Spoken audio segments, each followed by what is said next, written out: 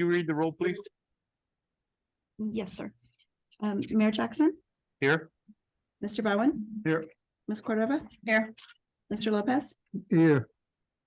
Mr. Lucero, Here. Mr. Miller, Here. Ms. Parker. Here. Mr. Robinson, Here. and Mr. Heflin is absent. We got pretty much a full house. Is there anybody else online that we need to be aware of? Will you introduce yourself, please? Hello? Miss Heidi, can you introduce yourself, please? Oh, sure. I'm Heidi Traverso and my company is Novoa Global. And we assisted with the speed study done in Portales, City or City Thank you. Police Department. Thank you. All right. We'll go on to the business, and the first thing is our invocation that will be led by Ms. Cordova, and then I'll lead us in the pledges. Veronica? Please bow your heads. Heavenly Father, we come to you today. We'd like to first of all, thank you for all of the blessings that you bestow upon our staff and our residents. Please be with our residents that had wind damage this week, and our staff that has had to help along with that. In your heavenly name we pray, amen. Amen. Pledge, please. Pledge allegiance to the flag of the United States of America and to the republic for which it stands, one nation under God, indivisible, with liberty and justice for all. I salute the flag of the state of New Mexico, with the symbol of perfect friendships. Put your hand up. Go like this. So Jane Hilliard And started it. Jane Hilliard said, go here and then go like that. but you never went like, I do the same you thing. just said the harsh. It's like that and then go like that. Yeah. At the end. They wrote that thing. They did. She was one of the ones. that Yeah. wrote it. I don't know if y'all all remember that, but the ladies of Portales Women's Club wrote the New Mexico pledge. Yes. Kind of cool historically. Mhm. I'll remind you of it again sometime soon. All right, scheduled business is action and discussion items. Item A is minutes of the previous meeting that was held February 14th, 2023. Those are in your packet. If there's any discussion or corrections. Otherwise, I would entertain action to approve the minutes. Motion for approval. Second. Motion to approve by Ms. Parker, a second by Mr. Lopez. All in favor, state by saying aye. Aye.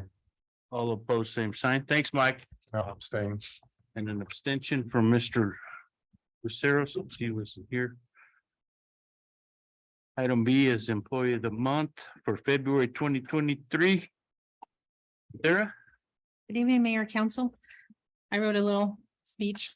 The billing department is the beginning face of the city. Customer service is their number one priority, and they do an excellent job of mitigating the problems and solving customer complaint needs. They also help with all other city functions because that is where the most people come and start with. If you've had to work in customer service, you can appreciate how dynamic and challenging it can be. I've had to do a lot of research and answer a lot of questions pertaining to how we bill and how we develop our rate procedures. I do not have all the history, so I've had to reach out to the billing department for answers. When I send in a request, I get almost instant response with answers. When a customer comes in to complain, I never know about it until after the situation has even been solved. This person deals with so many different things on so many levels and never complains about that part of her job. When I ask for help on information that I am trying to obtain, she goes above and beyond to produce information and include the history so that I know the entire story. Thank you, Karen Chandler, for all that you do for the city and the dedication that you have provided to our community for over 35 years and continuing. 35 years. Wow.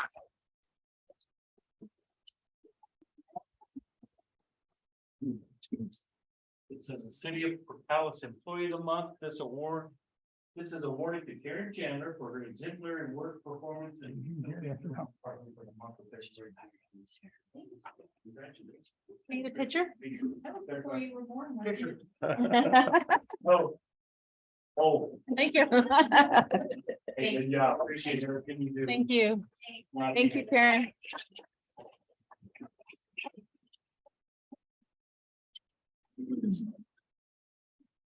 Why'd my water bill go from 50 to 150? How come see me? We'll figure it out. You got a leak. You got a leak somewhere. Item C is an approval to negotiate a contract for on-call engineering architectural services. Sarah? Yes, okay, so this is housekeeping as we put in here. When we asked for to go out for RFP last month, we did fail to put in the negotiation part in that as well. And so I'm asking for your approval to also negotiate this contract when we receive the bids. So we're just changing the language a little bit to. We're adding to allow negotiation, for yeah, the negotiation. yes, sir. Any questions for Miss Austin? Entertain action on this. item. Mr. Mayor. Motion to approve by Mr. Robinson, Second. second by Ms. Cordova. All in favor, state by saying aye. Aye. All opposed, same sign. Thank you. Sorry, Mike, I'll give you a little time next time. No worries, Mayor, no worries. Can you hear us okay? Yes, sir. All right, good, because you're coming up. Item D is items from the Finance Administration Committee. Sarah, you want to start us off? Yes, we did meet with the finance committee last week regarding let me get myself together. Hold on. Okay, we did meet regarding property tax potential increase and potential GRT increase. We had a very lengthy discussion, 2 meetings now. I think they went very well. We learned a lot of information, a lot of questions were asked, and that's why we had 2 meetings about it. I did ask Mike Miller to please give a presentation on the legislative update regarding GRTs at this time before we go into the discussion, so that way you guys have the whole picture. Okay, Mike, the floor is yours, my friend. Thank you, Mr. Mayor. I can tell you that we don't know a whole lot about anything right now. However, House Bill 2, which is the state budget, is in the Senate now and out of the House. And they're beginning to wrap up and put the Senate version of that budget together. That being said, there are several tax bills sitting out there, and the tax committees will start putting together an omnibus tax package here in the next couple of weeks. We have 18 more days left of the session. But here's what's being talked about GRT. House Bill 367, which is Representative Jason Harper's bill, is essentially what the governor is asking for with regard to taxes. She wants to lower the state rate of the GRT to 4.5. I believe that's another 0.25% reduction over what happened from last year. The other thing that the governor's office and several people in the legislature would like to see is the elimination of the pyramiding, the business-to-business tax. This bill was heard on Friday, 10 days ago, 12 days ago, whatever, and was unanimously tabled by the committee over the business-to-business, the elimination of the business-to-business tax. The elimination of that tax hurts cities, particularly bigger cities. Those that are captured under the business-to-business are architects, engineers, lawyers, accountants, basically professional services. The elimination of that tax basically would cost the city of Albuquerque the equivalent of 200 police officers. So there is a lot of discussion around, it's called pyramiding. I'm sure you've heard that phrase before, or it's called anti-pyramiding. So there's a lot of discussion around that. The cities were in force, happened to be Municipal Day that day. So there was a lot of mayors and city officials in the committee hearing, and that was part of the result. The governor wants this. She wants the anti-pyramiding. She wants the drop in the GRT. So there's a lot of discussion going on as to how, if you will, they can get the cities to agree with that. One of the things that, and I think you guys are aware, that cities receive back from the GRT that goes to the state 1.225% back to us off of the state rate.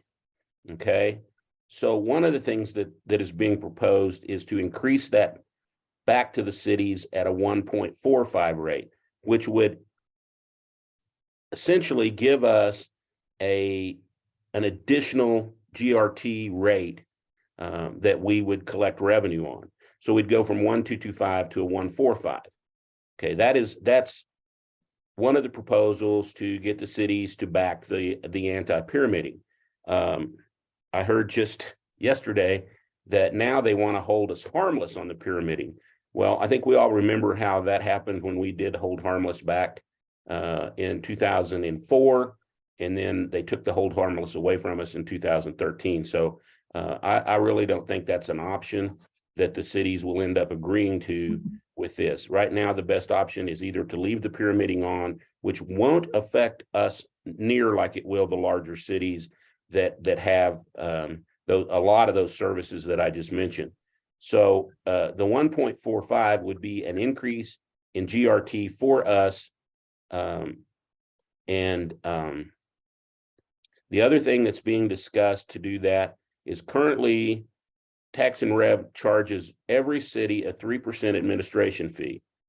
That fee is also being discussed to go to a cost allocation fee, because the 3% is actually a tax, which if you talk to some people is illegal. You can't tax a tax.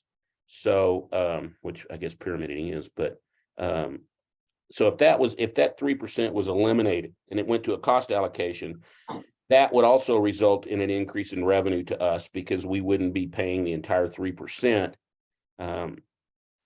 month to month on our GRT. I mean, that could drop to about a 1%, which would end up being a 2% increase for us, should that be happening.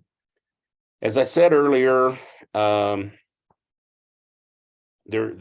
negotiations are still going on with regard to 367. There's some other tax issues out there. These are the tax issues that most affect gross receipts tax, and which would affect our revenue stream, either positive or negative. Right now, some of the proposals are there. It would have a positive effect on our revenue stream if the 145 was instituted and the 3% fee was dropped back to a cost allocation, which could get us probably up to about 2% additional revenue off of that. The only other thing that I'll mention, Mayor, that I mentioned to the committee the other day is that the motor vehicle excise tax, a certain portion of that motor vehicle excise tax still goes into the general fund.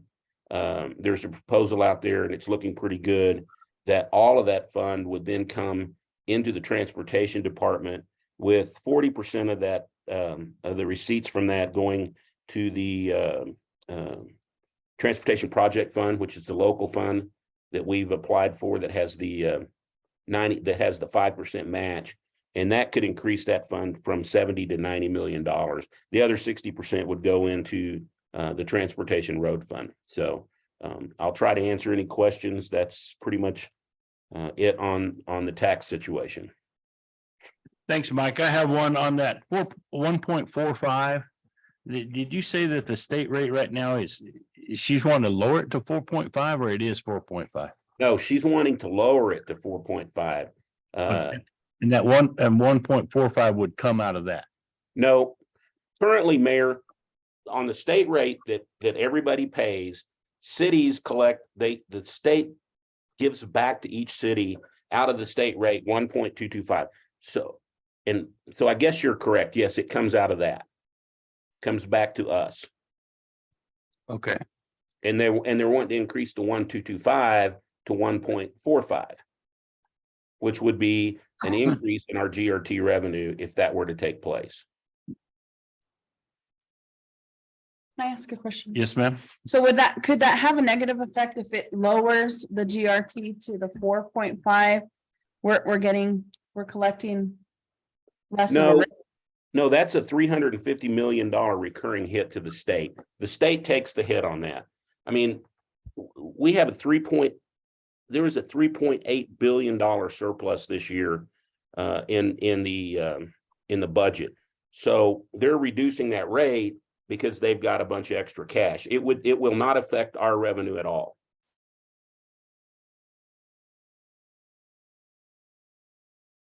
Anybody else? And I would ask Mike, Mayor, Yes. Ms. Miller, would you, I kind of lost myself on the administrative fee, a reduction. That mean that we would get 2% increase in our general GRT, or what, how is that going? We pay right now, we pay 3% of our GRT to an administration fee. So, just if for every $1,000, we pay $30, right? Would that be their correct math? So if they go to a cost allocation, which then they would have to, our cost allocation is not going to be as great as Albuquerque, Las Cruces, Santa Fe. It could drop our that to about a 1%, 1.5%, but either way, it would result, if that's the deal that's made, and it could be a combination of what I've talked about. But either way, if either one of those deals or both are made, that would result in a revenue increase for us. Increase. Okay, thank you. Thank you, Mr. Miller. Anything else? Thanks, Mike. That makes, Sure, Mayor. we I mean, appreciate. we won't know the answers to these questions for at least maybe later this week or early next week. With the session ending on the 18th, this all will come together pretty quick. All right, sir. Thanks, Mike. Mr. Mayor, if I may. Yes, ma'am. So, when we were in finance committee, we did discuss that, we will not know until the week of March 18th, like, Mike discussed, but she does have till April 7th to veto any of this and claw this back. We did vote to bring it to the council. We still have the vacancy plus, Mr. Wood was absent. So it was just 3 council members. So we brought it to council, with no recommendation.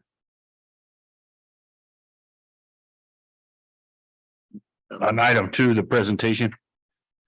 Oh, yeah, for item 2. And the reason we have it on the agenda is because we have to post a 30-day notice of intent.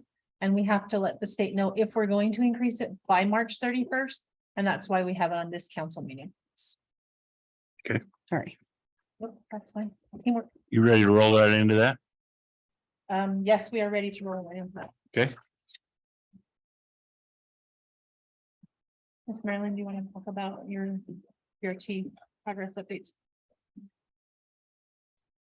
Just throw you in there. In your packet, you have a presentation or not.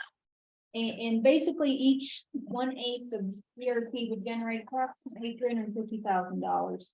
The city could raise without a referendum, which is an election, GRT by 0.6125%. And so that would, the estimate would increase elections by 1.7 million. And so the reason that we brought this now is as Sarah said, was that we have to have, we would have to any ordinance in place passed into the state by March 31st and have it be effective July 3rd. If you have any questions or comments, we were putting this out here for your information and for you to decide how you want to handle this. I have one question, Mr. Mayor. Go ahead, Oscar. Where it sounds that we have to do this by March 31st, but isn't there, if the state haven't voted on their process, shouldn't we wait until the state give us some more guidance on what they're going to do? And then if that, and then what is the window for us to get it in? And when could that take effect? I just don't think that, I think we should wait. That's my opinion. So if we wait, then, we lose the time frame for the GRT. No, we would have to March wait. 31st date. Yeah, but we so we get would have another- to We get the the, next year. yes, yeah, we get another time frame. Isn't that right? Another year. Mike would like No, to- Mr. Mayor, may I? Yes, sir. we have two opportunities, okay? If we want the GRT to become effective July 1, then what Maryland and they're telling you is correct. We have to have the ordinance in place by March 31st. However, we can have another bite at the apple and have the GRT come into effect on January 1st if we choose. We just have to adopt that ordinance by October 31st. So we actually have two opportunities, which opportunity one would give us a full fiscal year of collecting the tax. Opportunity two would give us a half a year of collecting that tax in the next fiscal year. That makes sense. Yeah. Mayor, may I ask a question? Yes, sir. So do we have to have a percentage that we put in there now, or are we just saying this is a notice of intent of it? You're doing a notice of intent, and what you can do is, if you choose to start the process, you can always cancel the process if the new bill that he's saying goes through by April 7th. So we don't have to put a number, because we can wait to see what the state does with their GRT changes, and then, but we have a notice of intent, then we can add, if we want to say 0.6 or whatever that is, after the 30 days or during the 30 days, or I think you have to put in the notice of intent what you're going to raise it to. how would we know that if we don't know the whole picture of what the state's doing? Right. Well, can we put it in the notice of intent, an increment, and then change it? Lower it? I believe you can amend it at a later date if that's what you Well, want to do. So Mike, what do you think about that? I guess what I'm understanding the question is, if we wanted to put the full amount, which we have non-referendum, we've got what? How many? We can go up to 0.6125. We could put in anything less than that or all the way up to that. And then, I know that Councilor Cordova's concerned about the governor's veto in the bill. This is all dependent. What I've talked about is all dependent on the governor agreeing to it to get what she wants. Just saying that. So, and then I guess I understood that Marilyn could say, or Sarah, if we do the intent and then we just do the public hearing, we could amend that ordinance at that time. But the ordinance has to say what the agreement's what the increment's gonna be when it goes to DFA by the 31st. Is that not correct, Marilyn? I believe you're correct. I really think that we need a percentage now. yeah, we do. You were correct. That's what I'm saying. I said, well, And then if the council votes to amend it, Yeah, you can vote to amend it at that time if that's what you choose to we do. take action on the actual. Because the final paperwork's due by June 1. no, that's property tax. The proper, okay, The property, the GRT needs to be enacted into the state by March. March 31st. Yeah. Okay. I'm sorry, can you give me that date again for the property tax? June 1st. June 1st. Anybody have any questions? I've got one. Go ahead, Jim. Yeah, Mr. Miller, help me out here. Last year, the state reduced theirs by 0.25 and they want to do another 0.25. This session for a total of 0.5%. The last 2 years, it would be reduction in the state income tax, or state GRT tax. That's correct, Mr. Rosero. So there's 0.5% that, okay, I just want to make sure I understand that if it gets past this 0.25, that's 0.5%. Would bring it down. My understanding would bring it down to 4.5. Right, but then it State. kind of gives us, as far as That's the right. overall rate, it kind of. Let me ask this question, Marilyn. On the an admin fee. If it drops down to we're paying 3% admin fee right now. What would that save us if it drops to 1%? I believe Mike said 2%. Yeah, well, yeah. Drops to. The question I have. It would is- drop 2% down to I'm 1%. not sure how they would figure that fee, and Mike, and Kelly would probably know more than I would on this, but I would hesitate to give you a number until we actually see. Well, how about this? What is the number right now on 3%? You would ask me that. Well, sure I would. It's about 60,000 a year. 60,000? Okay, that's ballpark. That's all I'm asking for. Kind of a ballpark, so. Mike, is that what is, so when you say that admin fee is a percentage of what the city pays into the state, is almost like you said, a double tax. And that would be, of course, that'd be higher on bigger cities as well. Yeah, But the that, savings would be greater on a bigger city too. sure, yeah, and then, but if it dropped down to 1%, then we could kind of deduct that, what it would Yeah. save us too. Right, And and and if that doesn't change, it's that if we raise taxes, then that administrative fee is gonna raise proportionately if they don't change that. I will tell you that there's many people and there's challenging that the 3%, it's a tax and not a fee, and that is illegal. So I know that there's some cities already talking about, if something's not done, they may take action in another way to get rid of that. So just putting that out there too. Right, but the thing to us too is if we increase our GRT by raising our rates, then that fee is gonna go up that we pay the state for their collection of it. Right? Proportionately, yes, sir. Okay, May I ask one other question? yes, sir. Okay, Maryland, this is Maryland. On your chart on the GRT overview, down there, the note, city received 1.225. So that 1.45 would we receive the 1.45 there in that place in case that passes, like Mike is talking? Yes, if that passes, instead of getting the 1.225 from the state, we would get 1.45. 1.45, and that's, okay, I don't think we have enough information personally. Well,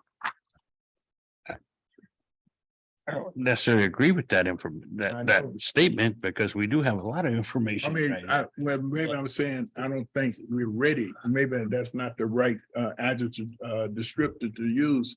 But I don't think we're ready to vote on a GRT increase. Well, because of the Oscar, the presentation. thing is too, and I'll just put this out there, that we've been discussing this increase for the last months and actually the last few years.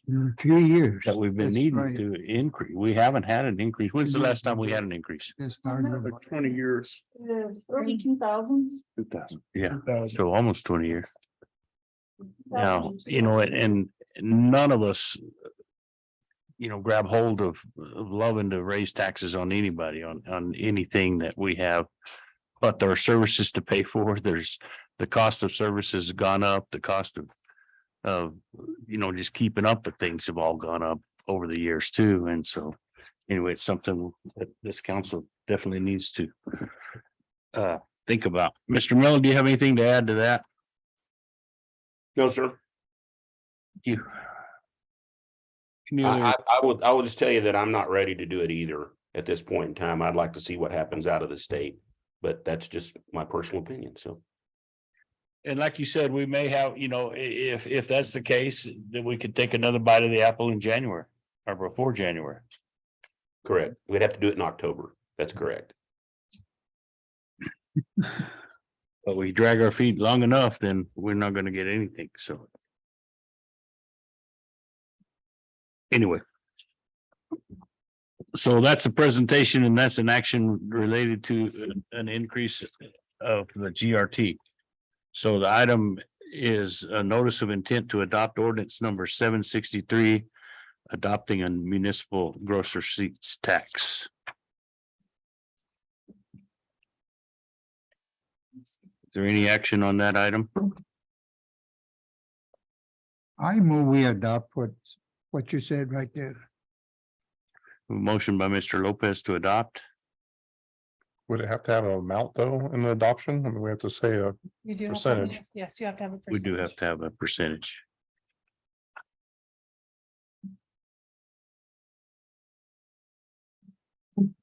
Any seconds? None being heard. That's like, We have a second by Mr. Bowen. And this is action related to the GRT. This is a notice of intent to adopt ordinance number 763, adopting a municipal gross receipts tax, which would be a tax increase. I think that language would be there. Let's have a roll call vote. Mr. Mayor, point of order. Go ahead, Mike. I think to Jim's point, I think if we're going to adopt the notice of intent, we have to say in the notice how much we're going to increase the GRT. This is what you can go up to, so you would.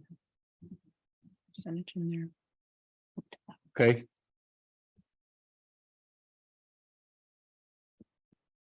So in the notice of intent, Mr. Miller's making a statement that we would have to adopt or request the amount that we wanted to raise the gross receipts tax to.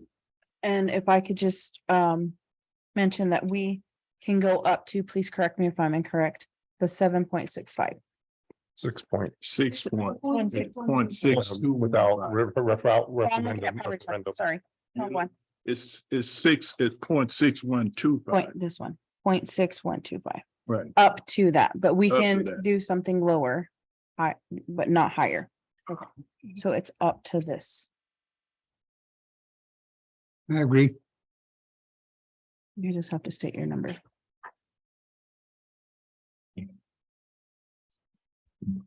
I'll state the number that we can go up to 6.125%, Point six. point, Point. 0.6125%. Motion's been made to raise the tax to 0.6125% by Mr. Lopez, A second. second by Mr. Bowen. Does that clarify it, Mike? I think so. It just has, we have to know what we're raising it to. Sure, I understand. Okay, Carla, let's have a roll call vote so we know where we're at. Mr. Bowen, Yes. Ms. Cordova, Yes, Mr. Lopez, Yes, Mr. Lucero, No. Mr. Miller, No, Ms. Parker, No. Mr. Robinson. No, All right, so that defeats, that was 4-3.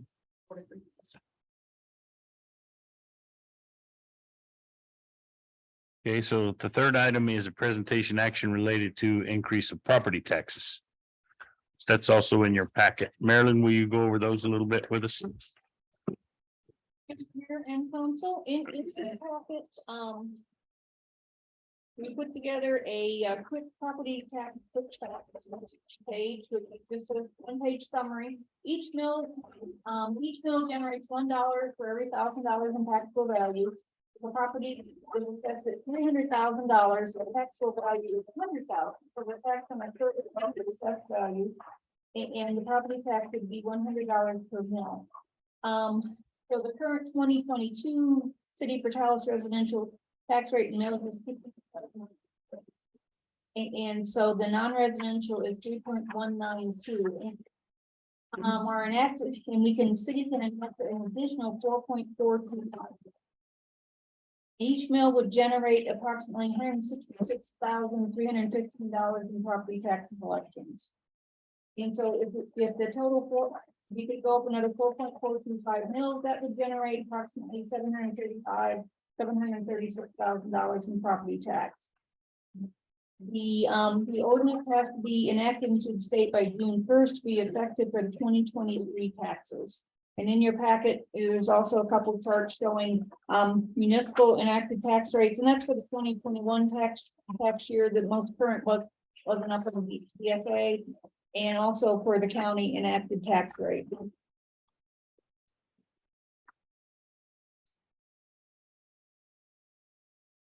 All right, so this is a little, thanks, Marilyn. This is a little bit different route to take on property taxes versus the gross receipt taxes. Mr. Miller, do you have anything to add, sir? no, sir, Mr. Mayor, I think that the chair of the finance might have something to add. Because we did make a recommendation. I'm sorry, Veronica, I wasn't trying to No, that's Got okay. you. I just was getting Mike's opinion since he's up there in Santa Yeah, Fe no. and, That's and, quite all right. We Might have- did discuss this at length and we did state that if we were to increase property taxes, that we would recommend that we would do a minimum of 50% of the revenue that we gain to go to streets. And then the other 50% to go to the general fund for any purposes needed. So that way, if we needed more money for streets at that point, we already have a minimum of 50%, but we can still go up to whatever we need to fund a project. And that way it's transparent to our residents that we are, we're increasing the tax, but we're doing, we Earmarking have it. something to show for it. we're earmarking it specifically. Yep. Any questions for Marilyn or Veronica or Mike on the property tax? I ask one question. Sure. When your threshold of 50%, well, that based on some data collection, or how do you get to the 50% number? Or is it just arbitrarily picked? Yeah, we just Arbitrarily picked. it, yeah. So could it have been 75% to streets since they're so deplorable? It could have been, yeah, but we did a minimum of 50% because if we need 75%, we can still use that 75%. But we don't have it earmarked if we have an emergency come up for another project, another building, that we have those funds to use for that as well. So we're not locked into the. We're not locked into it, but we would be locked in if we 50%. decide a minimum of 50% to streets. Okay. Yeah. Thank you. You're welcome. Jim, So the recommended by the finance committee, the 50% is just on the increase. So if the increase total is 735,948 estimated, 367,974 would go to streets or, Earmarked for streets. earmarked for streets. And one other question. Sarah, how long would it take you to spend that money on streets? One day. One hour. one half a block. Yes, our matches are anywhere from 5 to 25% in most of the projects that we're putting in for, so it will not take long. The projected revenue stream then would be what? What, would it goes in, would it go up like the leader funds continue to grow? If we don't use it, it can grow, but we We will be using it, right? will be using it. Okay. Yeah, we want to see projects done. We want to see streets repaired and in good driving conditions, so. It's one way to get there. Just start somewhere. That's right. So. Anyway, the second, this is kind of a presentation / action related to the increase of the property taxes. Like you said, do we need to take action on that tonight to put a intent on it as well, or can we have a little more time on this? Mayor, we have a little bit more time on this, and we have not raised property taxes within memory of any staff working for the city, so we need to come up with an ordinance. And so we would, if you request it, we would bring that back to you at a later meeting so we can get that enacted by June 1st. Yes, we looked at records back to 1940 and we can't find anything on a property tax increase, so we have to basically reinvent the wheel on this one. 1940. You We picking don't have on anything me? prior to that, but 1940 is as far back as we went. Is that the year you were born? No, you're out. Got there. our taxes when Oscar came. Anyway, so, I would entertain action on this, So tax moved, increase. Mr. Mayor. and the motion is to To create an ordinance. ordinance Yeah. How to we need to frame that, Steve? yes. Yeah. To create an ordinance do we have to state the 50%? Yes. And to be used, 50% of the funds to be used for street. We also need an increment amount as well. Which is the 7.65. 4.425 is what Yeah. they're recommending. 4.25 mils. Yeah, Yeah. It says enact 4.25 mils within. Okay, so that would bring it up to 7.65. Second. Motion's been made by Mr. Robinson, a second by Ms. Cordova. Let's have a roll call on this one too. Carla. Mr. Bowen, Yes. Ms. Cordova, Yes. Mr. Lopez, Oh, Mr. Lucero, Yes. Mr. Miller, Yes. Ms. Parker, Yes. and Mr. Robinson. Yes. All right. Okay, good job. Item E is items from the Planning Commission and Community Services. Kelly, are you here? Sir, Are you ready? so ever be, sir. She's up there. Thank you, Mayor, Where's Council. yours? So our first one, is a special use permit that went to planning and zoning on February 20th. This is a special use permit for, 1604 West 18th Street. You guys know it as Heartland. So since it's a care facility, doesn't matter what zone it's going into, they have to get a special use permit. Heartland is changing ownership. They're not changing staff or patients or the type of facility they're going to be. So the new owners are just applying to get the special use permit with their name on it. We sent out 18 letters, 17 return receipts, 1 was undelivered. We had 2 people, property owners for it. Didn't receive any other feedback. And at the vote, it was 4 commissioners for it, 0 against, so it was unanimous. If you have any questions, I'll stand for them. Anybody have any questions for Kelly on the special use permit? Mayor, I move to approve. Second. Motion by Mr. Lucero, a second by Ms. Parker. All in favor, state by saying aye. aye. All opposed, same sign.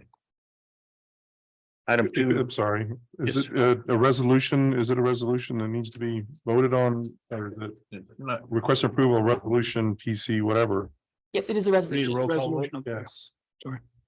Thanks, Jim. Carla, will you give us a roll call vote on that resolution? Sure thing. Mr. Bowen, Yes. Cordova, Yes. Mr. Lopez, Yes, Mr. Lucero, Yes. Mr. Miller, Yes.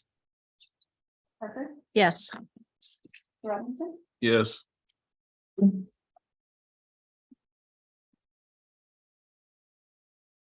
Item 2 is a request of approval of resolution. PC 2022-2023-18. The replat at the municipal airport. Kelly, Thank you, Mayor. When the airport was annexed in 2014, it was bought from 3 different landowners. So as of right now, the Portalis Municipal Airport is 3 different tracts of land. So we're submitting to get it replatted, so it's just one big tract of land. In the future, it was bought in as an R1, which is single family residential. They never actually changed the zone on it. So we are doing this in preparation for the next couple meetings to come ask for a rezone to allow the airport activities that are already there to exist there. This went to February 20th as well to planning and zoning, was unanimously voted 4 yes, 0 no's. 20 letters went out. We got 9 return receipts. 1 property owner was for it. No one else made the deadline coming in, but we didn't have any protest against it. So if you have any questions, I'm happy to stand for them. that map's in your packet. Does that all make sense to everybody? Any questions for Kelly? Request action on resolution. Team. Move for approval. Second. Motion by Ms. Parker, a second by Mr. Bowen. Kelly, Carla, would you read the roll? Mr. Bowen, Yes. Ms. Cordova, Yes. Mr. Lopez, yes, Mr. Lucero, Yes. Mr. Miller, Yes. Ms. Parker, Yes. Mr. Robinson. Yes. All right, the third item is emergency resolution 22-23-33. Needed abatement. A site with no address. Thank you, Mayor, Council. So the property in question, both this property and the next property are part of the same ownership. They're just right next to each other. This is a property that has no address, but it's on the corner of North Avenue L and West Gum Street. You might be aware of this property. It's got multiple accessory buildings that keep catching on fire. The neighbors have a lot of concerns because there is quite a bit of debris around it, and they're afraid with winds and the debris and the numerous fires that the fire will spread to neighboring properties. There was only one fire that was handled by the fire department, which I included the report in here. But the neighbors have said that there have been other fires that died out on their own. And that's where some of our concern is coming from. So we are asking for an emergency abatement. Most of the accessory buildings have already burned down, but to clean the property up, so if there's any more fire damages that are caused, it's not as likely to go anywhere. If you have any questions, I'd be happy to stand for them. There were 2 fires on that by the fire department. Yes, and I think only, the fire department only was called to one, the other fire thankfully burned out by itself. Okay, go ahead, Jim. So emergency abatement, but is there a legal process we have to go through? I mean, we just can't go and start raising the ground and leveling it, right? I mean, we have to, there's a process through this emergency abatement. And what is that process? Yes, that is correct. We have our standard process that we go through. You've adopted the process. What we're doing now is we're bypassing the initial 3-month notification to the landowner to give the landowner an opportunity to clean it up, et cetera. So we're just simply asking to bypass that procedure and go directly to allowing us to seek court approval to abate it now. Thank you. Any other questions? And one question, when you use the term emergency, what is the emergency? The emergency is there has been multiple fires and we are, as you've seen from our PD, we're having tons of fires. So, and we're having really high winds. So if a fire does start, then it could move to some neighboring properties. So the neighbors are concerned. The cause of the fires, it's speculated that there are people who are not landowners living there, creating fires to keep warm and then losing control of their fires. Yeah, the last one is the most important one. There could be transients or people that are living there or sleeping there, passing out there, whatever. And if a fire catches and they're injured or killed, then there's some problems. So that's really what we're trying to abate. We're trying to abate that nuisance that could cause a lot of damage to individuals in surrounding property. Any other questions? Thanks. Mayor, that place is next to our property and I'm very familiar with it. We've been talking about that property for the last 10 or 15 years. Never done nothing about it. Let's try it now. That a motion? Is that a motion? Sound like Jake made a motion, Mr. Mayor. No, I was just griping about it. That's okay. I'll make a motion. There's a motion on the table by Mr. Bowen to approve the emergency resolution. Second by Mr. Robinson. Carter, would you read the roll on this resolution too, please? Mr. Bowen, Yes. Yes. Lopez, Yes. Mr. Lucero, Yes. Mr. Miller, Yes. Ms. Parker, Yes. Mr. Robinson. Yes. All right, the next one is the adjacent property. Is that right, Kelly? Yes, sir. In your packet, you can see there's 2 properties. They're the same property owner. The house is actually on the property line, so it's used as one big piece of property. So this is just covering to make sure if some of the debris is across that property line, that the abatement would cover it. If that's the block. Yeah. My question would be only, and I could have asked this on the other one too, is has the property owner been contacted? You guys have, he is a shut-in. It's Mr. Stanley Massey. Oh. Yeah. So for this one, no, but we have contacted them for other properties in the past. We have multiple resolutions for his dangerous properties. One on West Elm and North K also? Yeah. We have some, they'd have to go back through the court process, but we do have resolutions on 3 dangerous properties and 1 dangerous building already in place. Okay. Any other questions for Kelly on, this is the adjacent property to that one on Gum and L? Move for approval. Second. Motion to approve by Ms. Parker, a second by Mr. Bowen. Carla, would you read the roll for this one as well? Mr. Bowen, Yes. Ms. Cordova, Yes. Mr. Yes. Mr. Lucero, Yes. Mr. Miller, Yes. Ms. Parker, Yes. and Mr. Robinson. Yes. All right. Item F is a PowerPoint presentation and photos of our police chief, and then our guest is here to support that, or? Yes, sir. Okay, there may be some questions he can answer better than I can. Mr. Mayor, Council, thank you. Okay. Given our number of traffic complaints and our low staffing, back in August, when we were at the municipal league meeting, we met Mr. Verso there and discovered this program and found that it's also been adopted and is used in elsewhere in the state. So, you know, the majority of our complaints that we deal with from the public are from traffic or traffic related things, whether it's downtown by the square or other thing, or other locations that have heavy traffic. You know, most all of you have brought me some form of traffic complaint at some point in time. Since COVID has come back, has gone away, we've seen the increase in traffic. We've seen that in our call volume, crashes, all sorts of other things. You know, people are traveling again, you know, this time of the year, people are heading to Ruidoso to go skiing from Texas. You know, our calls for service are increasing. Our staffing is still minimum. You know, we're not getting a lot of applicants, so we're not seeing a whole lot of opportunity to try to get people out to do more traffic enforcement. With this program, it requires an officer to be involved. So they would have to review everything. So it's not just indiscriminately a computer kicking out citations without someone actually having to be involved. It's also going to remove the opportunity for our negative interactions with drivers.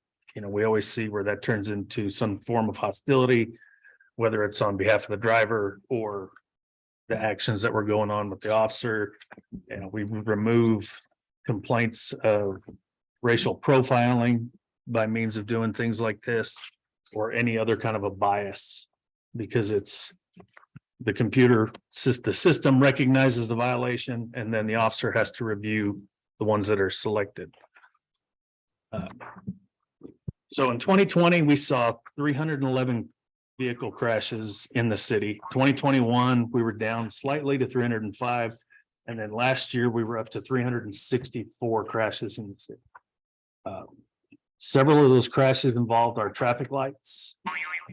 We've had 3, 4 at Kilgore and 70.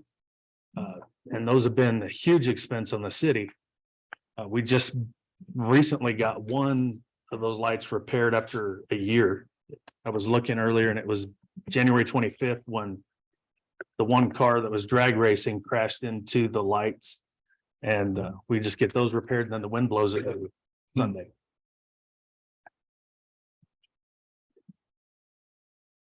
Yeah, so with the automated traffic systems, what they are is a speed camera.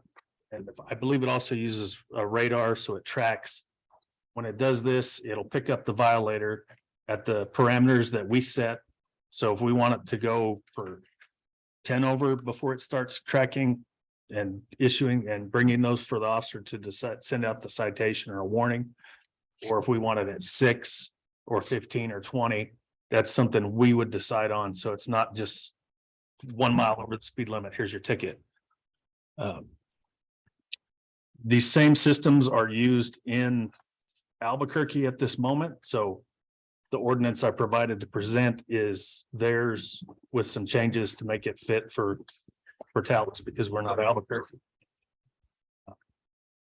You know, at one point in time, they were having the issues with the red light cameras up in Santa Fe, Albuquerque, all that. This is similar, but it's not the same.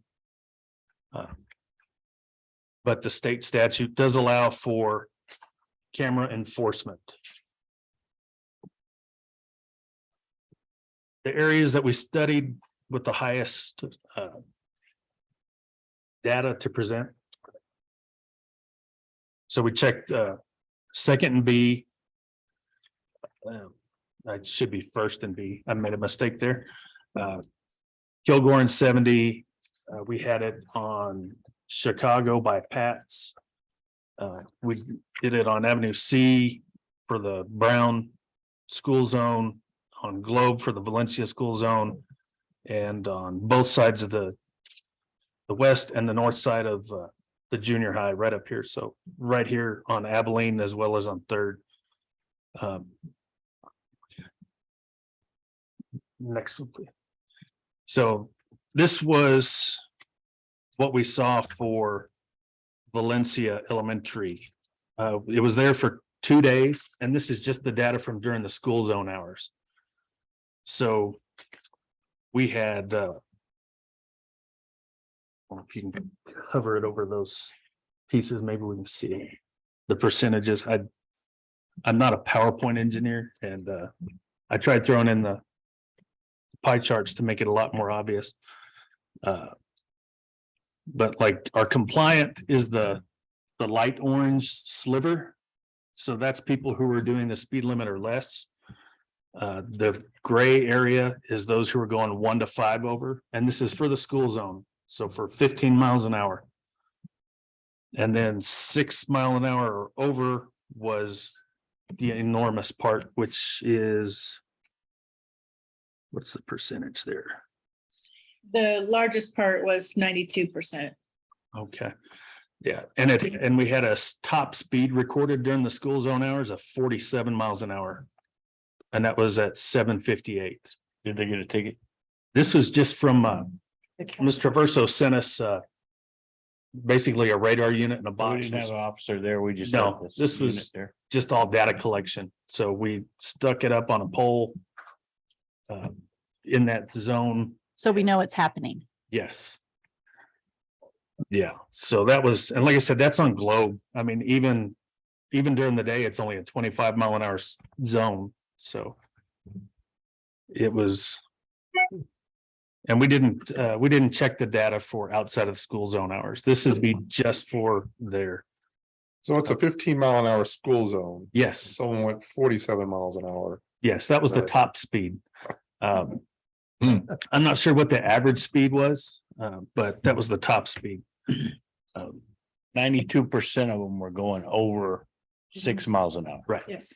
And I mean, there's studies, I know Mr. Verso has the data for the likelihood of an injury, the likelihood of death to a pedestrian hit Bus driver. at 20 miles an hour. Sit on the Not bus good. drivers.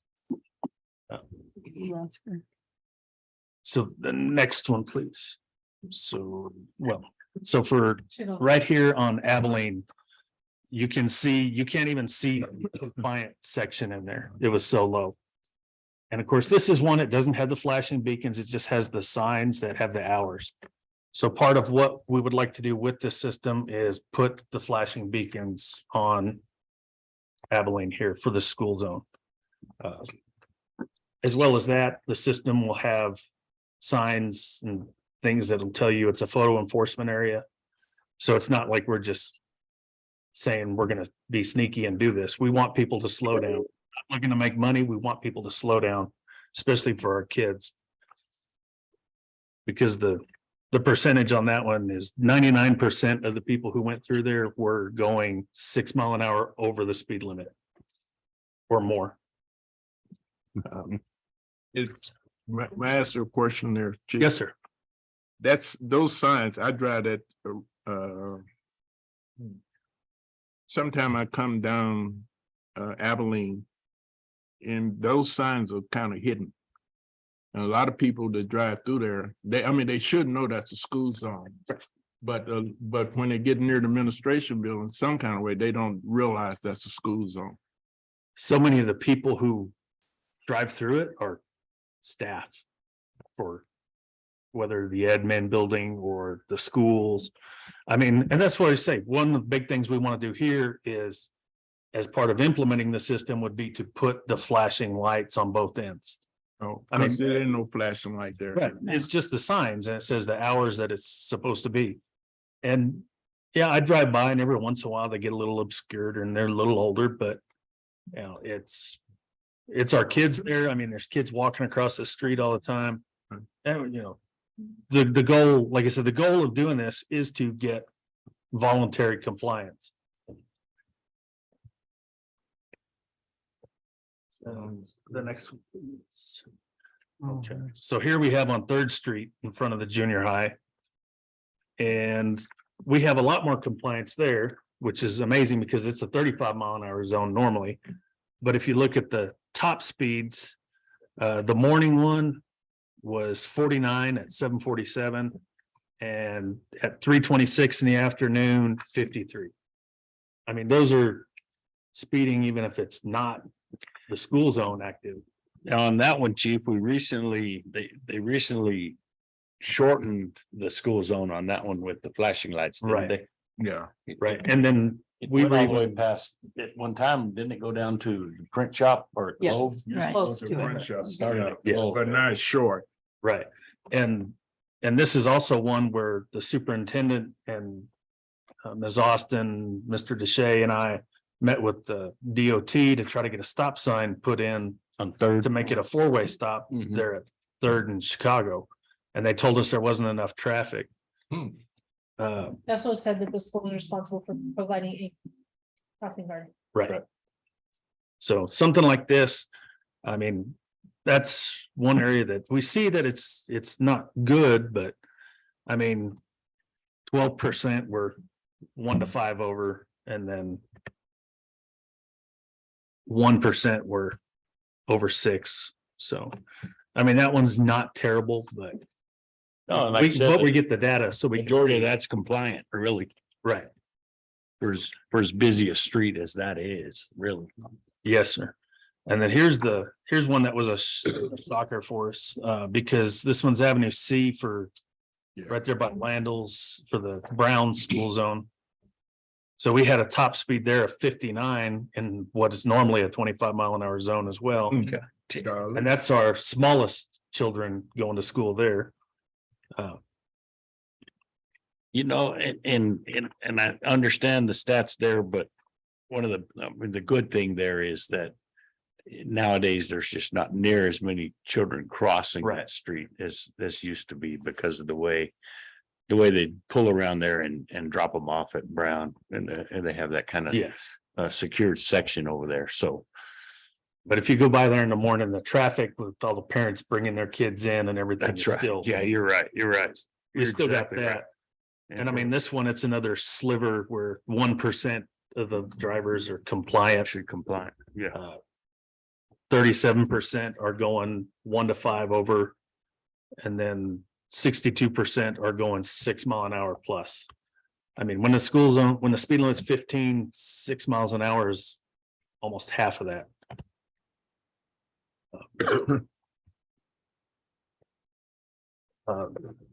When we put it up on Kilgore and 70, and then we realized after the fact that we kind of had the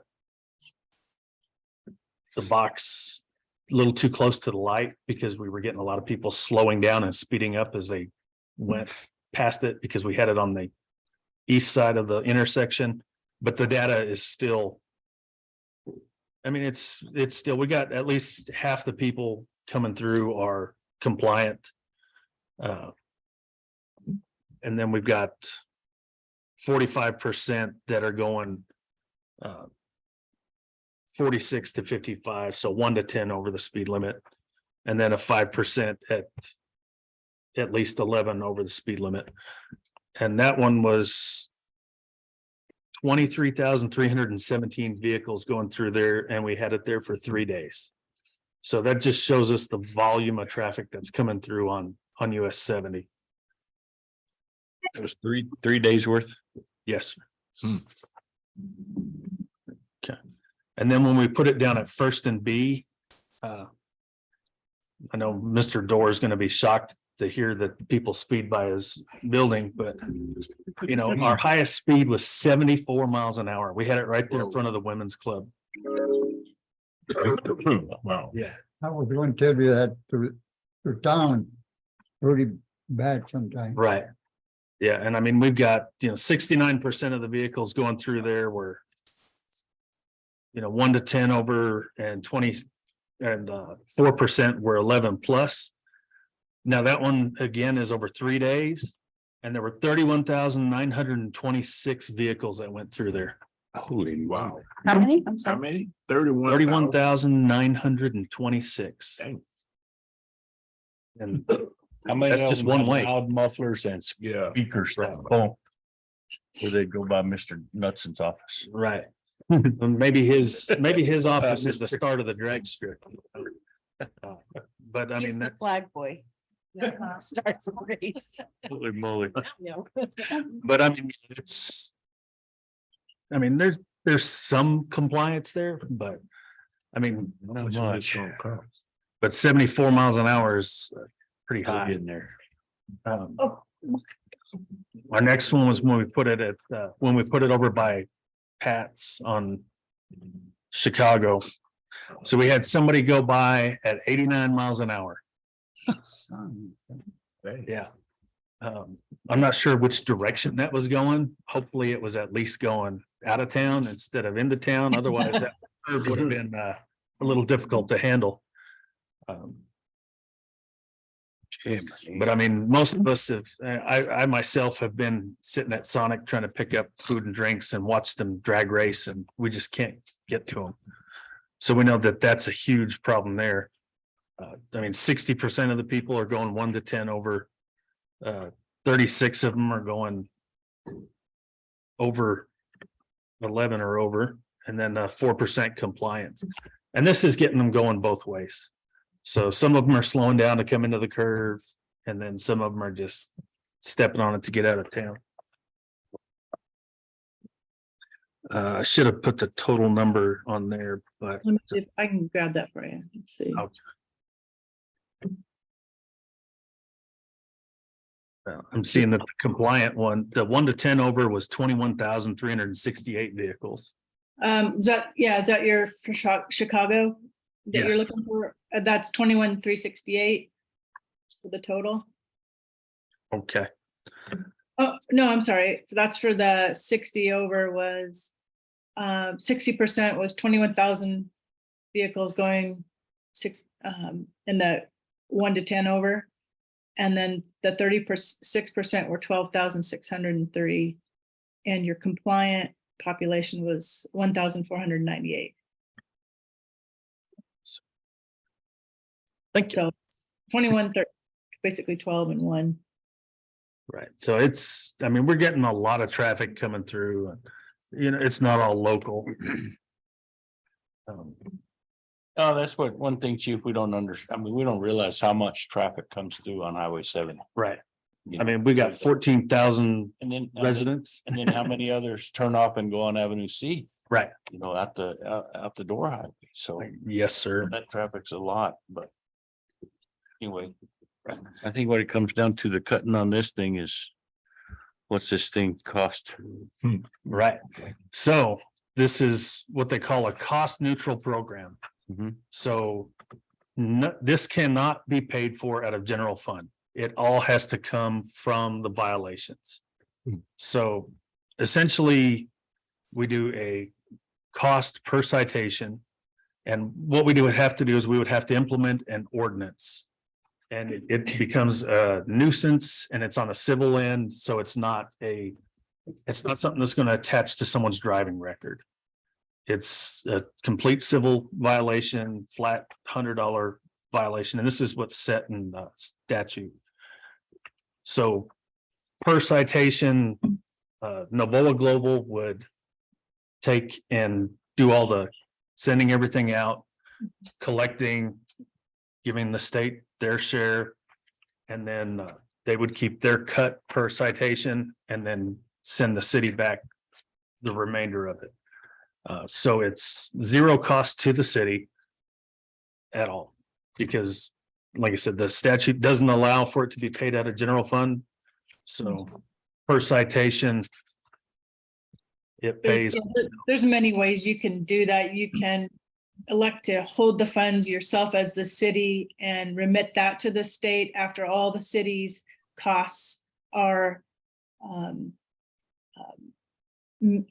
paid for. In other words, any court costs or officer time, your public works, for anything we want to make sure that the city of Portales has their costs covered before they remit to the state, right? So that's what Albuquerque does right now, is they remit to the state. We can do it, you can do it, whatever's easiest. Basically, the program is set up in whatever manner your city would like to do it, in whatever way you wish. And then one of the great parts about their company, and I can't describe it fully, but they have an algorithm to where it will take the highest speeding violators and. Yeah, I can describe that. Right. So there's a lot of concern, so my background is I was formerly in law enforcement. That's where I spent the predominance of my career. And I met some of you at the Municipal League Conference this last year prior to the police conference. And you may have already heard this, but the way that we look at equity is very important. It's important across the board in so many facets of city government. The last thing that we want to do with a photo citation program is unfairly impact low income or low socioeconomic areas. So one of the main drivers behind this program is we are driven by data, by collisions, by complaints. So this is a strategic look at where are your citations or your greatest speeding issues in the city first. And sometimes speeding and your throughways happen to go through areas which are also economically depressed. One way that Albuquerque is working their way through this is through a program that we developed with them, which is an algorithm, which it's a half and half. It's not half and half, actually. It's a combined program where warnings are simultaneously issued with citations. So the higher strata of speeders get citations, but the lower end folks get warnings. So and I've never seen speeds like I've seen in New Mexico and certainly in Albuquerque, where you had speeds 30, 40, 50 miles an hour over the posted speed limit. So when we had speeds 100, 120 miles per hour, all of those hundreds plus miles per hour speed zone brackets, those speeders have all been brought down well below into the 70s and 80s now. Those high-end speeders were the ones to get violations, and not everybody gets a violation. Some get through, some get violations, and some got warnings. Lower end speeding, sometimes they get warnings. It's a tap on the shoulder. But if you're an egregious speeder, if you're going 20 miles an hour, 25 miles over the speed limit, you're going to get a citation. And certainly most cities take a hard line with school zones because there's children. I'm more talking about, Gibson and arterials, something like, your US 70. School zones is a little less. I don't think any city is willing to take that big of a gamble with their school children. They take a much harder view on speeders in school zones, but where you have just strictly speed systems. So it's a combination.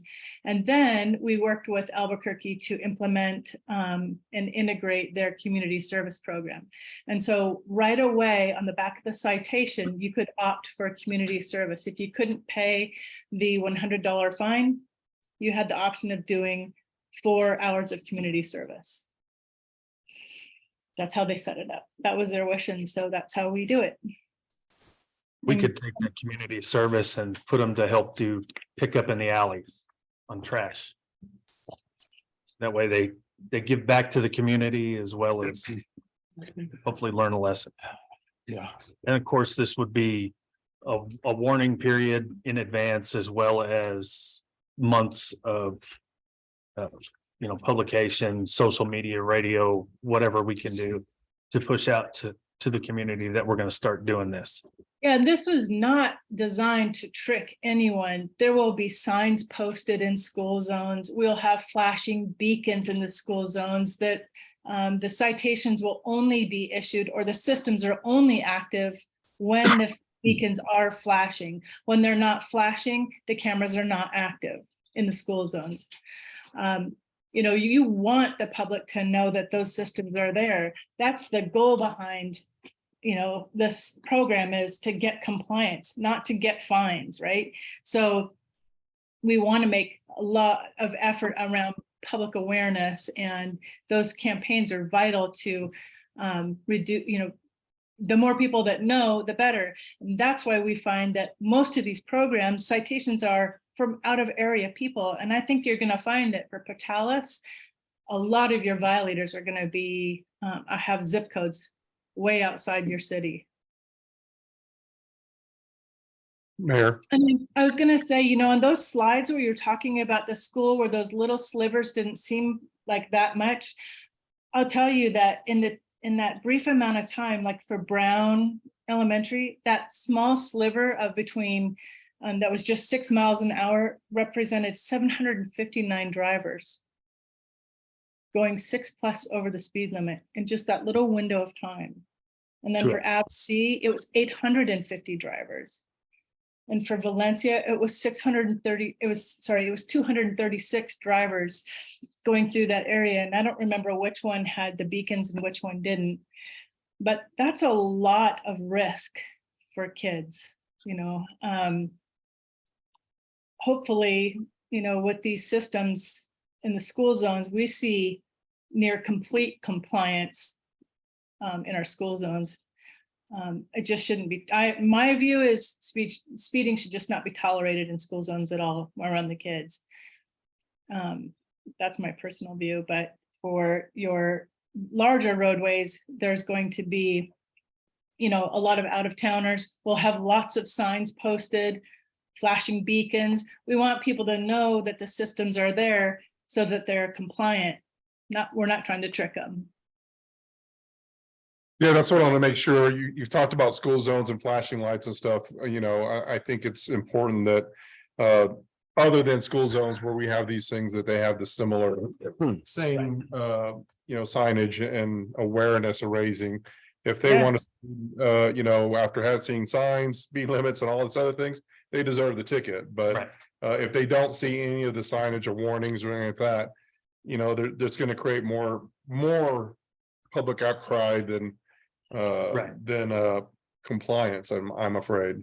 On every violation, there's 2 photos and a video of the driver and in view of the signage and the beacons. So you'll see the speeding vehicle with the sign and the beacons in view of that driver at the same time. Pretty hard to argue that the driver didn't see it. Perfect. And I think you know, if you made something like 70th your safety corridor and didn't make it, you know, well, just you put signs all along there where you're that was your safety corridor, and you were taking, you know, speed calming efforts seriously, your residents are going to know exactly where those cameras are and slow down, just the way it works. Right. Daniel? Sending out the citations, are you just going off the registration, the address on the registration? Yes, it goes off the registration, so it'll go to the registered owner. Once the registered owner receives it, they have the option to either, you know, like I said, they can pay the fine, they can report that the vehicle was stolen, or they can say, this is who the driver is and here's all their information. So what if I don't live at the address that my vehicle is registered anymore, like the Air Force people or college kids? Right. And that's where we can do some research and try to see if we can track them down. If they're local people, you know, we're gonna know, you know, the different means to try to identify them. But this company generates that and mails it, sends it out to them, right? Yes, So that return mail would go back to them. yes. Makes sense. Right. So the only option is either they pay it or community service. They don't have a chance to fight it in court. They They can can- definitely fight it. Okay. Yeah, they can do that, and they even do email hearings. That's called an e-hearing, and it's different from like a Zoom hearing. It's basically, people work or they're in schools or they do not have time to show up for court.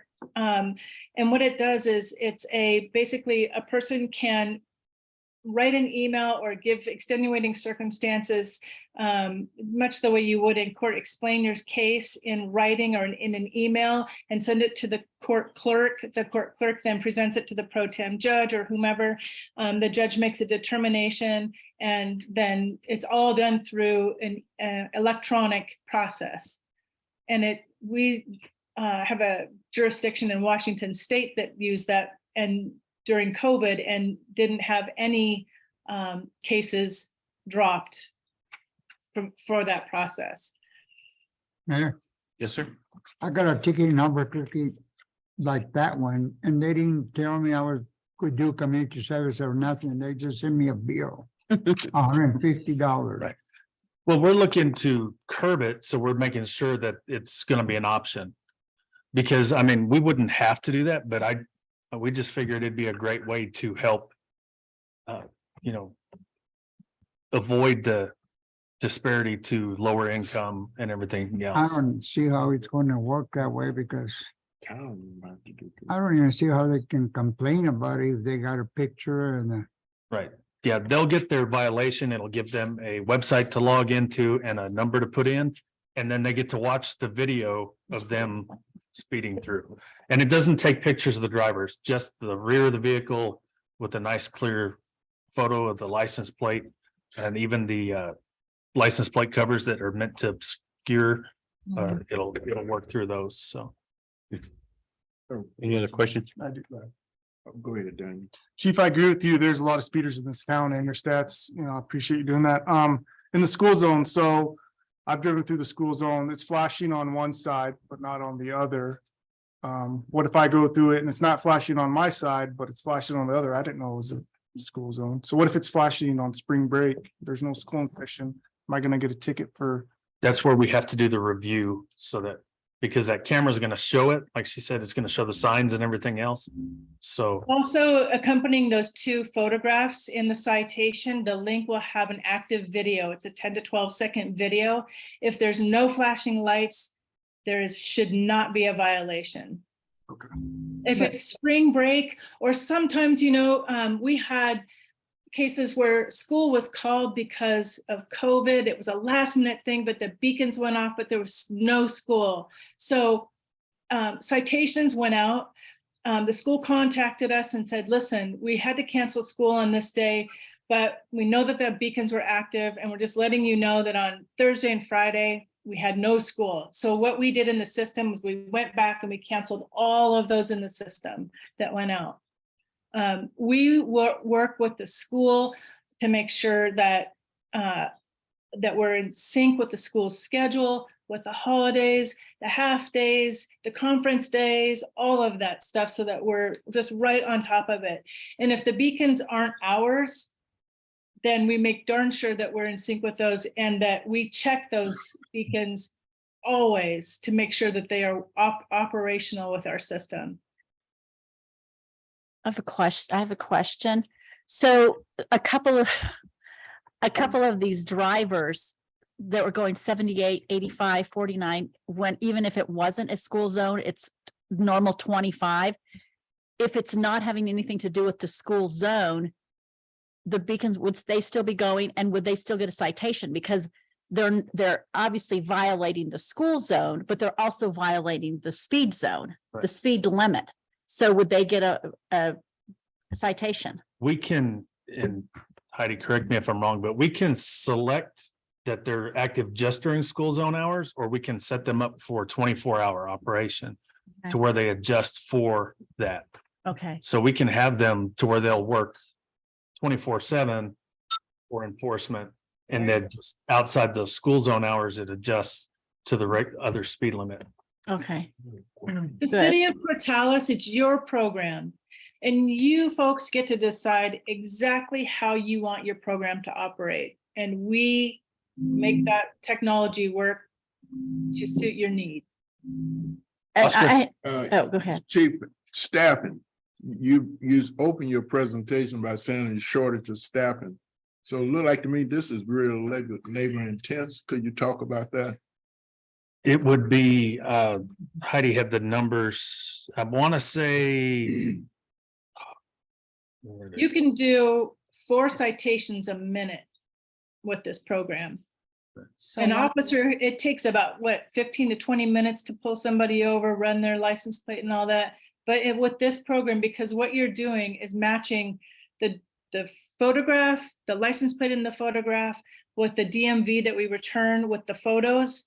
And we see that the speed exceeds the posted speed limit and that the beacons are flashing during that time if it's the school zone violation, and we push, and the officer matches all those things and push send or approve.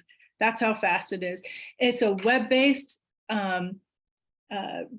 service, so they log in with an encrypted code, and any officer on duty between calls from the office, whatever, wherever they are on shift, can log in and approve these violations at any time. All right, so It takes 4, and they can do about 4 in a minute. okay, so it shows 200 to 500 citations per day. So we're already short-staffed, and that is going to have somebody in the office doing, if you divide 4 minutes times 200 to 500, that's gonna keep somebody off the streets that much longer. roughly, based on their stats, roughly 15 hours a week. 15 hours a week, Mhm. okay. That's So, and that would not necessarily be, because we've got the CAD in the vehicle. If we have an officer on grave shift and he's sitting in the neighborhood, he can go and review these in the car while they're doing it. The administrative staff can do it, or we can, I plan on even checking with Safer New Mexico to see if we can utilize this as part of our traffic safety enforcement, to where, because it's doing the enforcement that we get the grant overtime for as well. okay. So And then, I just have a few questions. So once installed, into our, wherever we choose, can we, once, citizens know that that's our hotspot, can we move those to Yeah. where we can, okay. yeah, they can be moved. If I remember right, it's within the contract, it would be an additional cost if we decided to move them before or something like that. It's not an additional cost, but they're a little over $100,000 to install it per time. So, you want to make sure that they're effective and that it's not a cost prohibitive thing to move them. So, we have portable units. I don't recommend them. Albuquerque just replaced their 3 portable units with fixed units because they became targets of vandalism. But you can move them as locations become compliant. That's the whole point. You want to use the funds from, if you actually make money through these systems, to remedy the problem where they're at, right? And then move them to a new location, have them, accumulate funds, calm the speeds, solve the problem, move on. It's not meant to be a long-term permanent, Right. Use the funds to buy the flashing speed limit signs for downtown. Like you see as you go through some places where if you're going 11 miles over the speed limit or more, it starts doing the red and blue flashing lights. Oh, yeah. And then it doesn't show a speed until you get to 10 over, and then it goes away once you're compliant. That way nobody's trying to get the high score. I just have I just have a comment. So now that we have all this information, and it's very shocking. Well, it's not shocking. We know that we have lots of traffic go through, but when we actually see the numbers and hear the numbers and hear the violators that are speeding, I am such a big advocate of being proactive rather than reactive. And thank goodness we have not had any major accidents regarding our school zone. So with this information that we have, it's something that definitely that we have to move forward on. And I we mean, brought it's it to just- I changed up the presentation a little bit since the Public Safety Committee, but Right. Mr. Kane was all for it as well. Right. Yes. Can I ask one more question? I'm sorry. Thank Yes, you. ma'am. So on here, you said you could use the funds to purchase like the lights and stuff, but on this, recommendation for us, it does show that it's going to be, the police department wishes to equally distribute funds to all the officers. So is this gonna be like a That's stipend or? that's the a step, bonus? that's the next agenda item. Okay, Yeah. okay, sorry, I'm getting Yeah. ahead of myself. And then one thing that I would just recommend is that maybe we can list it on channel 19 just to do some more transparency to our citizens. Because what we have to have first is we have to get the ordinance in place and then get the approval to proceed. Because it is a procurement items that we would have to do. So we would need that. And then if you as a council agree to proceed with it, then I have to go and get on the agenda for the DOT commission to try to get to one of their meetings to get the authorization to put them on the state highways. Even though we're the ones who are paying for all the lights and everything else. So. Mayor, Albuquerque was approved to use the systems on state highways. And they have 3 systems. I think there are more. And that committee was extremely supportive of other jurisdictions using them on their state highways. Thank you, Jake.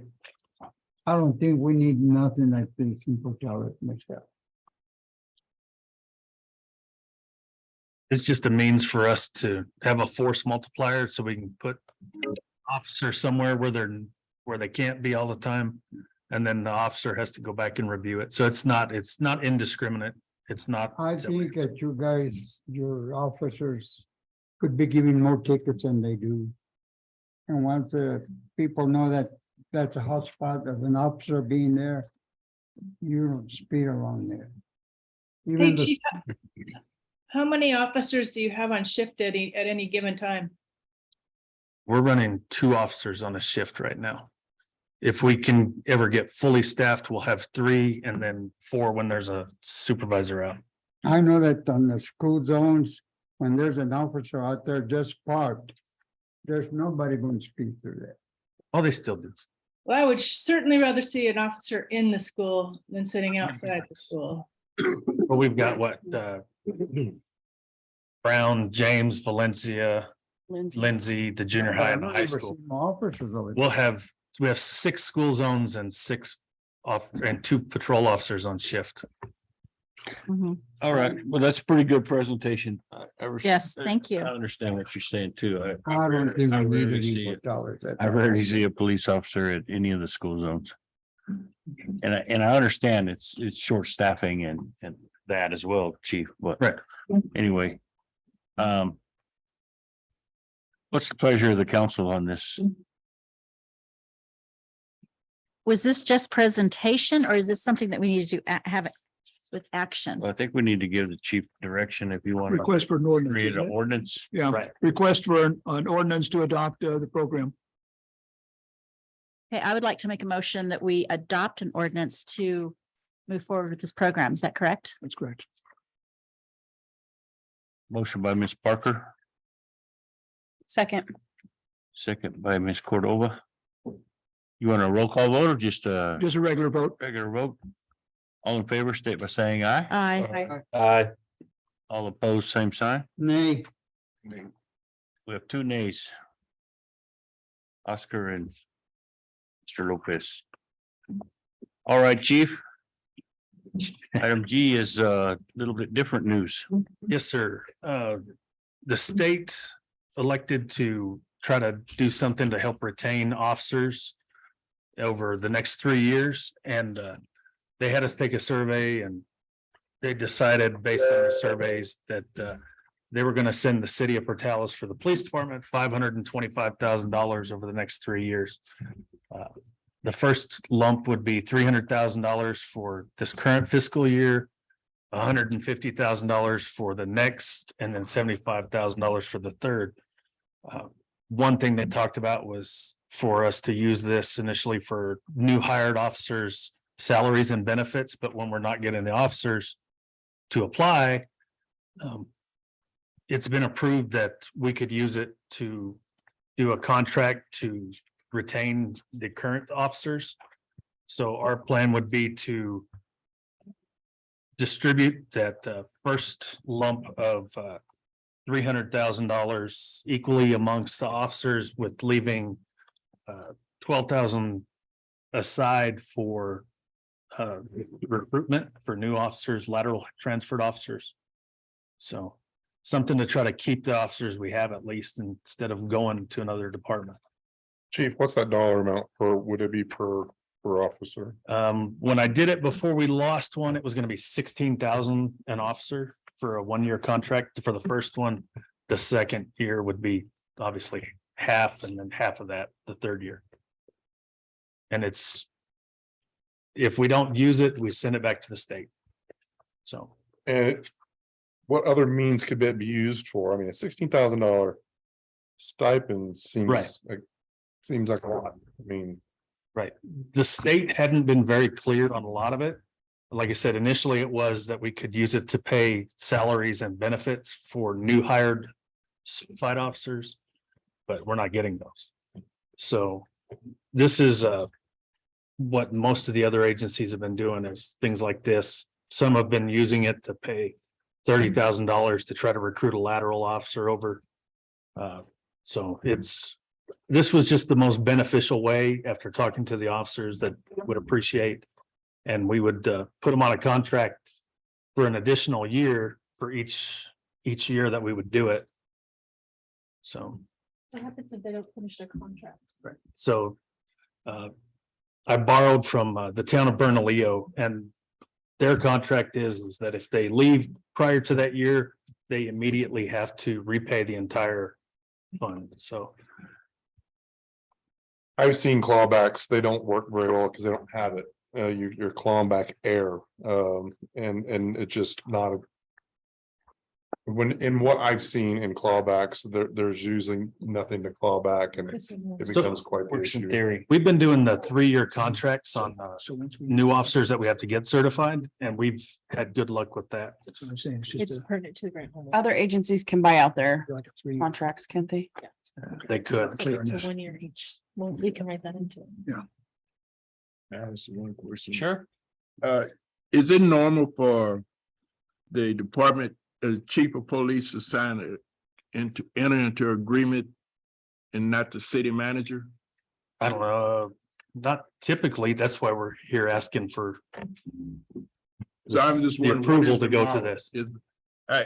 Are we so planning with this type of agreement? With In this, other words, I'm saying, are we so planning the city manager role and to be involved with this? no, sir, we're here asking for, No, I'm The blessing on talking this. about your signature on what you're asking us to approve. It said that the chief of police signed. that's what they sent. So, But shouldn't the city manager be Yes. involved with this? yes, sir, I failed to bring that one that you're looking at. Is that the contract or is You that have both the? resolution and contract, but they both do not have either my signature or the mayor. Okay, like I said, I borrowed from Bernalillo, and we would obviously have to adapt it to what we need here. This No, would be I'm the time just that going we- by Right. what's in the paper. Okay, Okay. I was confused because I didn't sign anything. No, I didn't say you did. I'm just saying, if, based on this document, Right, the city manager is supporting. But we're not taking any action on it, No. on this document tonight, just on the action to move forward. Just, And then we will redraft the contracts for your recommendation, and we'll bring it back to you to adopt it. because As long as your signature is on. it. yes, Mine is That's the what mayor's. that's what I'm worried about. on the Yeah. On the distribution. distribution, Right. yeah. Yes. Yeah, because we have to have, the state has to send us the money first. Because we haven't sent it back yet, because initially it was, I don't want to, Maryland would have shot me if we'd have brought in $300,000 for her to hold on to and send back. Chief, I have a question. Yes, ma'am. If an officer is paid the stipend and then leaves before the year and has to pay it back, would we have to return that money to the state? I didn't see it anywhere in I would like the that state's answered. paperwork. We could see what before we Bernalillo go does. too far. Right, Yeah, if we can see how Bernalillo's done it, because I'm sure they've had to deal with that already. yeah, because the distribution from the state didn't have anything about once we expended it. It was just how we could, but Well, since. we put I can those- double check into it for sure. check, since we put that criteria on there. Right. I hadn't Um, thought about that. yeah, I personally would like to see more in recruitment and to get retention, versus just dividing by 23 and here you go, have a great time. And not spend anything on actually trying to do what's the intent was to build up the law enforcement agencies. Staffing, I know retention's a part of it, but when you have shortfalls, we gotta figure out a way to have, close that gap. I mean, chief, we can't just. Yeah, we're never gonna compete with. Hobbs and $30,000 signing bonuses. And, paying. $40 an hour for an officer to go over. I mean, I could get a pay raise to go to some of these agencies as a patrolman. Well, and I have a comment too, what you're saying too, and I totally understand and agree with what you're saying. Mr. Lucero, but I think retention is very, very important because we have people here and we have gone through this for years and years and years as we became a training ground. So we would get new officers that were uncertified here. We would send them to academy. They would come back. They would stay here for just a short period of time and then move on. And here we go again. We have new young officers and we could not retain them. So I think retention is very important. And then once we get them here and then retain them, I mean, and like you said, the 3-year program is working, but I think retention is very important. We have 2 officers on patrol that are our senior most patrolmen who just finished their first 3-year contract after getting certified. Everybody else is less than that as a patrolman. Yeah. I mean, we have 1 in the academy now. We have 1 that we hope to send to the next academy. That we've got on as a PSA right now. We have 1 person set to test for police officer on Thursday. I mean, that's all we're getting. Half the applicants we get don't answer the phone or return phone calls. I think they're just filling it out to satisfy something else. But I mean, and this is just everywhere. I mean, state police has got a 17% raise across the board for all of their officers. They earn better retirement rates than we do. I think they're 1.5 years of credit per year service. I mean, they say they're gonna station them back here if they want to come back here as a state police officer, but I mean, we can't compete with anybody else around the state to try to recruit. Young officers don't want to come here because we don't have canines, we don't have motorcycles, we don't have SWAT teams. They want to go do all the flashy fun stuff. And I was at that point in my career at one time too. But I mean, we're just never going to be able to compete in those arenas. So we need to try to do something. And when talking to the current officers we have, this is something that they said would keep them. So. Good. So All right. where are we on this? Yeah, what are we exactly, are we voting on? I think something? What this is the is just- parameters of it? We just need the The direction. direction to. They need, allow For the funds? Uh-huh. they're requesting that you authorize proceeding with presentation of an ordinance, right? No, and this one is for. This is receiving the funds. acceptance of that allocation. Okay. Just a resolution then. So once they receive the funds, then how is that gonna be determined, how they are doled out? We were gonna do it, initially it was 16,000 per officer. Well, I think We that's lost what we one. need to, I think that's what we need to present in a resolution. Yeah, it's not in here. Okay. So- Well, this is, so are we just voting for you to proceed and then you're going to get everything Yes. finalized Yes. in the actual contract And then bring it resolution back. and then bring it back? That's right. It's because Is that we've correct? got until the end of June to get it all done, so. So you need a motion. So suggestions on what you'd like to see in that contract? It would be beneficial to add that now. Well, that's for you and the lawyer and the chief to get worked out. No, Well, I meant dollar wise, if you wanted to Sure. change.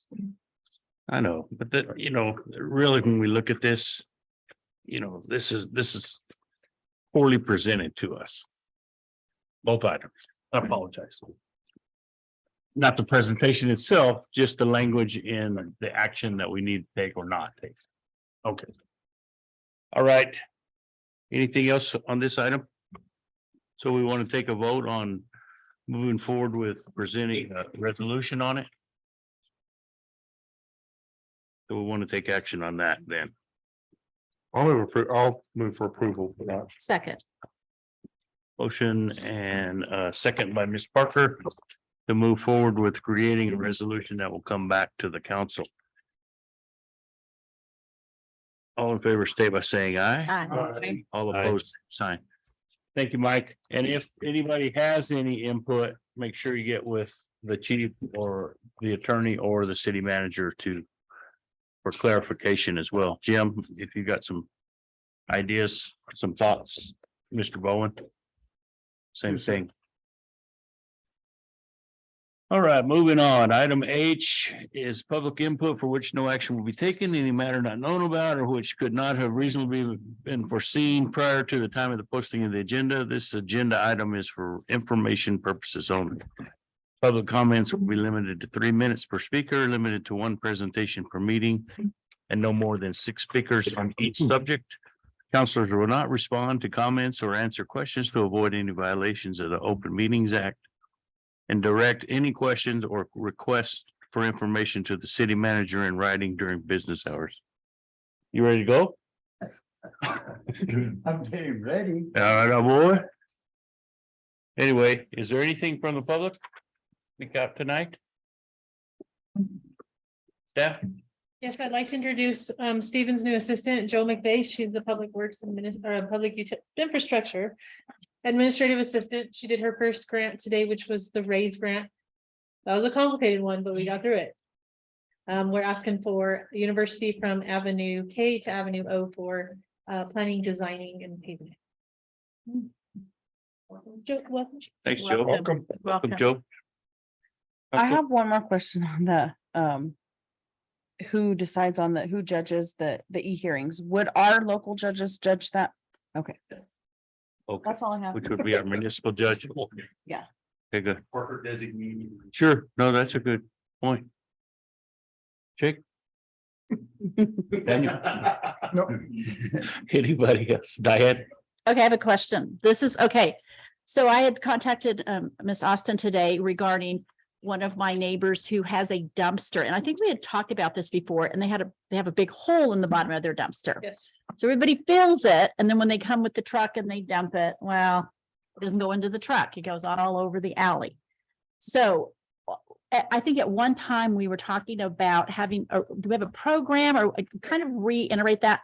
Yes. Remind us what's going on with that, because I think we're going to start getting complaints, because now the people are like, okay, now my alley is like bad. Right. What are we doing? So we do have a program, and they go online and they submit a ticket for if they have a dumpster bottom out.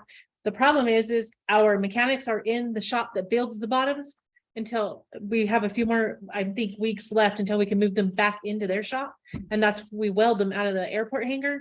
And so they are in the shop. We can't weld with them in there because they're repairing vehicles, which became a priority. But in the next couple of weeks, we'll transition them back into their shop once the work's done. And then we'll be able to start repairing the dumpster bottoms. So as people are sending them in, they're being added to a list, and we're doing them on the worst case scenario first, and we'll get them all repaired. But we don't have any. We don't have any spares spares? ready to We don't have swap. spares at this time because I guess it's been a while since all of them have been changed out or repaired, from my knowledge. I'm not sure on that, but we are trying to take care of that as quickly as we can. And the bottom, you need to look at the tops too, Okay, because the tops are being collapsed, at least in my neighborhood. okay. Is there, Away. so, okay, so we're just basically, just recycling these. We don't, there's never, because I know sometimes, and of course, the dumpsters, I know over the years, there's been older people that have the dumpsters with the really, really heavy, Right, and as those calls come in, the lids. the are- lids. Yeah, some of them are heavy, and so as the calls come in, we're getting them changed out. So those that are in the area that may not be able to lift them, we can change them out with lighter ones. And I just asked if they call me and give me an address, we'll get to it as quickly as possible. So they actually go through City Hall to put their name for another dumpster for Well, their, a lot of people are doing the online submission, so it creates a ticket and we're keeping track of it that way, or they can call down to City Hall, and they're really good about taking messages there and getting them to the solid waste department. okay. Yeah, I was gonna say, send the heavy lids to my, I'll take. Well, of course, everybody's different, because the older people were complaining because they couldn't lift them. Right. And then now, Now the blades. Damned if you do, damned if you don't on them lids. okay, so how much But- does a dumpster cost? I mean, like, are they like, Yeah, I think the last quote we got was around $1,000 a dumpster. So we're trying to rehab what we have. Because the shell of the dumpster, most of them are still in pretty good shape. It's just It's the just bottom. the and top. bottoms that go out. If you Okay. remember, they had a person that was actually bending and they, but he left, but it was a nice program they had. I'm sure they have still the ability to do it. They just need to have. So we're just Well, waiting. and I understand that, and I think that was great. That was great. But what I'm disappointed in is to hear that we don't have any Back up. spares. Right. I mean, how the hell do you not have spares? I think. I it's mean, just at a least matter of- 10 of them that we were just, and then you go replace that one, you bring those in, and if they're sitting there waiting for your mechanics to get by, I'm baffled by that So we can hopefully make that a and disappointed. priority, like soon to be very, like Yes, and I hopefully will with definitely soon. check on the spares and how we're ordering those and what our protocol is for that. Well, Okay. yeah, I mean, we need to set aside you some have to do funds is to buy- order some. Right. Order some, then we need to order some. Right. Yes, please. Thank you. Another quick question. Street signs. Yes, I think there's. They're all over the 40 place. in City Hall right now, just so y'all know. 40? Okay, Okay, so. maybe like 5, but yes. No, I had two calls. I had two videos. Gary Watkins right over here. I don't know if you saw. Probably is what she happened to catch it just as it. Well, I know before it was like really bad. They were like hanging, but now after we had happened over the weekend, they're like no longer. Thankfully, most of our citizens are bringing them to us and we'll get them repaired as quickly as possible. We have not ordered any new ones. They're about $800 a piece. And the problem is they're so big and the bracket they sit on is so tiny that they don't withstand any wind. And so they fall off, they break off, and it's a recurring circle that we're. Were we at one time going to get something heavier duty? Because I mean, like we would have a wind and they would just be all, Right. I don't know that we have that option at this time. We're looking into it. Like I said, the sign's supposed to be ADA compliant, which is really, really big, but the bracket's really, really tiny. And we don't know what option it is to do something different at this time. Could we not just dig a hole and put concrete and then put? It's not the pole, it's it's just the sign. It's the sign.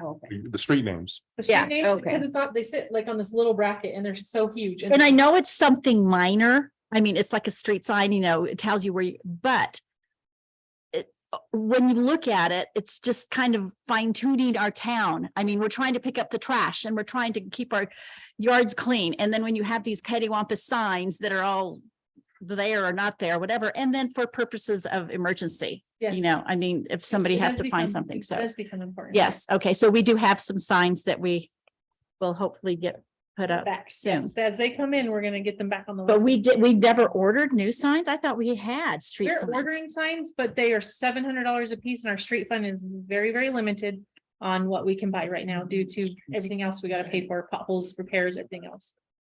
It's okay.